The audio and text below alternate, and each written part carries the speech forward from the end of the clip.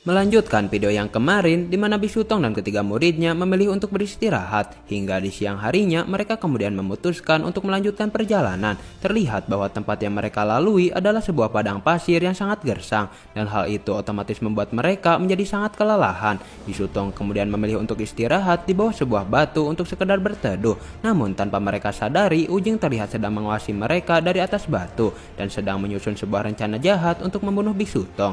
Shin kemudian beralih ke kerajaan surgawi, di mana Guan Yin yang sedang bersantai ditemui oleh Chiguo di tempat tersebut. Chiguo kemudian sempat menyindir Guan Yin karena telah gagal mengambil kitab suci, dan sudah beberapa bulan ini kitab suci belum berhasil didapatkan. Chiguo juga berkata bahwa kesabaran si Tian juga ada batasnya, dan langsung mengajukan diri bahwa sekarang biarkan dirinya yang akan mengambil kitab suci. Mendengar ocehan dari Chiguo jelas membuat Guan Yin menjadi sedikit kesal dan menyerahkan urusan tersebut untuk ditangani oleh Chiguo. Guan Yin juga berpesan agar jangan terlalu meremehkan mereka, karena Bisutong in the Gang memiliki cara tersendiri untuk bertahan hidup. Sementara Bailang dan Baji terlihat berebutan stok air yang masih tersisa, di mana atas perjalanan yang melelahkan tersebut membuat mereka menjadi sangat kehausan. Namun ketika mereka sudah deal untuk membagikannya, tiba-tiba Oke mengambil botol air tersebut dari tangan Bailang dan langsung meminumnya hingga habis tak tersisa. Melihat hal itu jelas membuat Baji menjadi sangat kesal dan mencaci akhlak Aoke yang sangat tidak terpuji. Namun Aoke dengan sombong berkata bahwa mencari sebuah sumber air bukanlah hal yang sulit, karena sebagai iblis naga kemampuannya untuk merasakan alam sangatlah kuat, dan ia juga mampu mengendalikan angin, air, dan juga petir. Mereka kemudian mengikuti Aoke untuk mencari sumber air di tempat tersebut. Namun setelah berjalan-jalan cukup jauh, mereka sama sekali tidak menemukan sumber air di tempat itu. Bahkan Aoke merasa telah dipermainkan oleh seseorang, di mana ketika ia mendekati sumber air yang ia rasakan, tiba-tiba sumber air itu menghilang secara sekejap. Bisutong juga merasa heran dengan apa yang sedang terjadi, karena ternyata mereka hanya berjalan-jalan dan kembali lagi ke tempat semula. Bisutong juga merasa aneh dengan matahari yang tak kunjung terbenam, dan sudah ia pastikan bahwa mereka sudah terjebak di dalam sebuah ilusi, hingga ketika dalam kebingungan mereka akhirnya melihat sosok pelaku yang telah mempermainkan mereka dan langsung bergegas mengejarnya waktu itu juga. Namun terlihat bahwa sang pelaku dapat bergerak dengan sangat cepat, yang membuat Bisutong dan ketiga muridnya akhirnya kehilangan jejak. Mereka juga menjadi tambah bingung karena terdapat dua jalan yang harus mereka lalui, dan hal itu membuat mereka harus berpencar menjadi dua kelompok, yaitu Bailang bersama Bisutong dan Baji bersama Aoke. Hingga di tengah perjalanan, Bisutong kemudian berkata kepada Bailang mengenai jurus ilusi, di mana setiap orang yang terjebak dalam jurus ilusi akan kebingungan untuk mencari jalan keluar, bahkan mereka bisa mati akibat hal tersebut. Kekuatan jurus ilusi juga tergantung siapa yang menggunakan. Jadi semakin kuat kemampuan penggunanya, maka akan semakin sulit untuk keluar dari jurus ilusi tersebut, dan jalan satu-satunya untuk terbebas yaitu mengalahkan sang penggunanya. Setelah agak lama berjalan, Bisutong tiba-tiba terlihat emosi dan berlaku aneh. Ia juga kemudian berkata mengenai kitab suci yang terus berada pada Bailang, padahal Bailang merupakan anggota paling lemah di antara mereka. Melihat tingkah Bisutong yang berubah jelas membuat Bailang menjadi sangat panik. Bahkan ketika Bisutong memaksa kepada Bailang untuk menyerahkan kitab suci yang ada pada dirinya, namun Bailang menolak untuk memberikan kitab suci itu karena kitab suci tersebut merupakan wujud dari Kyoyo, dan ia telah berjanji untuk menjaganya sekuat yang ia mampu. Ternyata hal itu juga terjadi pada Baji yang sedang bersama Aoke, di mana ia berperilaku aneh dan menyalahkan Aoke perihal apa yang telah terjadi. Mendengar hal itu jelas membuat Aoke menjadi tidak terima, dan ia juga mengungkapkan perasaannya bahwa karena sifat Baji yang sangat menjengkelkan membuat dirinya sangat ingin membunuh Baji, dan langsung terjadi pertarungan kecil di antara mereka. Sementara Bisutong sendiri langsung mencoba mengambil kitab suci dengan cara paksa, namun secara tiba-tiba kalung yang digunakan oleh Bailang seketika langsung berfungsi, dan hal itu membuat Bisutong tersadar kembali dari pengaruh jahat tersebut. Bisutong kemudian berkata bahwa pengaruh dari jurus ilusi bisa membuat korbannya menjadi sangat serakah, dan karena Bailang memiliki hati yang suci dan bersih, maka dirinya tidak terpengaruh oleh jurus tersebut. Atas pengaruh jurus keserakahan seketika membuat tubuh Bisutong menjadi sangat melemah, dan ia memilih bersemedi untuk memulihkan kembali kekuatannya.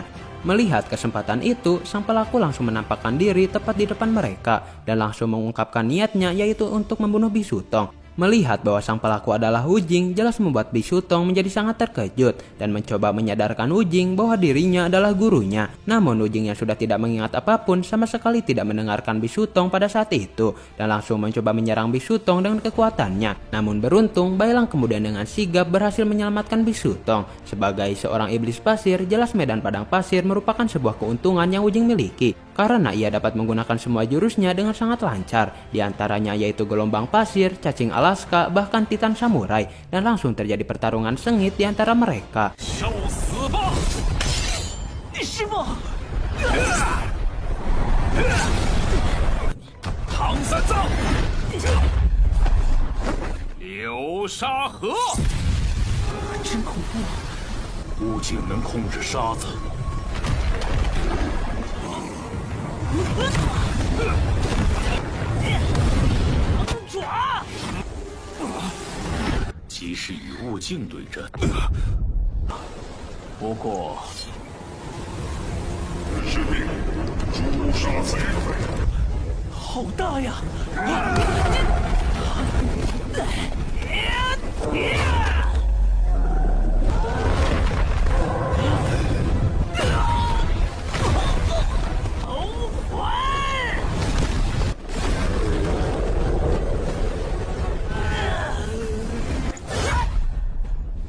Biksu Tong kemudian berkata bahwa kelemahan Wujing berada pada topengnya, dan Bailang akhirnya berhasil melepaskan topeng Wujing yang membuat Wujing kehilangan tubuhnya hingga beberapa saat. Biksu Tong kemudian dengan sigap langsung memasukkan Wujing pada sebuah alat penyegal, dan hal itu langsung menghilangkan jurus ilusi yang sempat mengurung mereka. Sementara Aoke dan Baji terlihat masih terpengaruh oleh jurus keserakahan dan masih mengalami pertarungan pada saat itu. Biksu Tong kemudian menyuruh mereka untuk bisa mengendalikan diri dan memberitahukan mengenai pelaku yang sebenarnya, yaitu adalah Wujing. Dengan menggunakan jurus rukiah, Biksu Tong kemudian mencoba menyadarkan Wujing untuk bisa kembali seperti dulu, karena Wujing merupakan sosok muridnya yang sangat ia percayai. Shin kemudian memperlihatkan kembali mengenai pertemuan pertama antara Wujing dan Biksu Tong, di mana pada saat itu Wujing masih seperti iblis-iblis lain yang berniat untuk memakan tubuh Biksu Tong. Namun Biksu Tong dapat mengalahkan Wujing dan menghilangkan sifat kejahatan yang ada pada diri Wujing. Dan di saat itulah Wujing kemudian menjadi murid Biksu Tong yang tergolong sangat berguna. Kembali lagi ke masa kini di mana Biksu Tong masih merukiah Wujing dengan sekuat kemampuannya, dan hal itu memerlukan waktu yang tergolong sangat lama.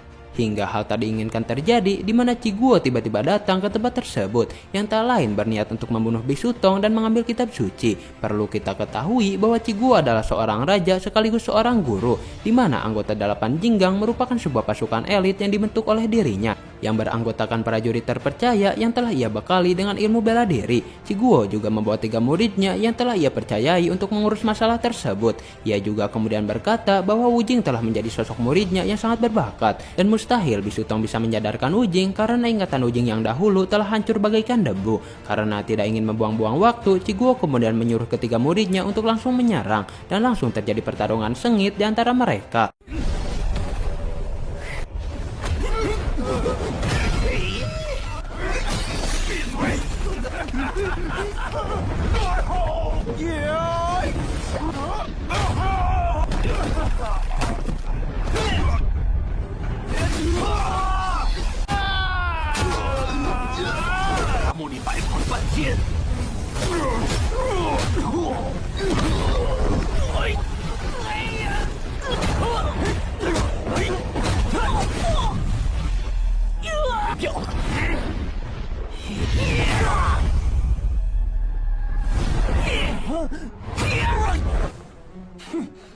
Terlihat bahwa Bailang, Aoke, dan Baji dapat mengalahkan anggota Jinggang dengan sangat mudah, sementara Biksu Tong sendiri masih sibuk menyadarkan Wujing menggunakan semua kekuatannya, hingga di dalam ingatan Wujing dirinya terlihat baru terbangun dari tidur yang sangat lama karena sebuah suara yang terus memanggil-manggil namanya. Di tengah tempat yang sangat hampa itu, ia kemudian menemukan sumber cahaya dari atas langit dan mulai mengingat kembali bahwa suara yang terus memanggil dirinya adalah Biksu Tong. Sementara Chi Guo yang melihat muridnya dapat dikalahkan kemudian turun langsung dengan bentuk mode tempur, di mana ia dapat mengalahkan semua murid Biksu Tong dengan sangat mudah.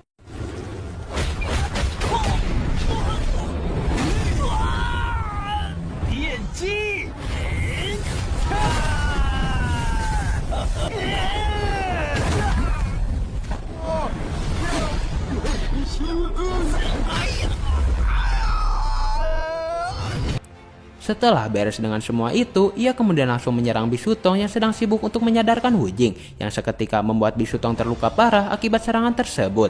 Sementara Wujing sendiri seketika dapat pulih kembali menjadi wujud aslinya dan meminta izin kepada Chiguo untuk menyelesaikan misinya, yaitu untuk membunuh Bisutong. Setelah mendapatkan izin, ia kemudian langsung mengarahkan serangannya tepat ke arah Bisutong dan diakhiri dengan sebuah tebasan pedang yang akhirnya membuat Bisutong seketika langsung tewas. Melihat hal tersebut jelas membuat Bailang, Aoke, dan Baji menjadi sangat terkejut karena tepat di hadapan mereka Bisutong telah tewas akibat serangan dari Wujing. Mereka juga langsung diamankan oleh anggota Jingang dan akan mendapatkan sebuah hukuman dari pasukan surgawi.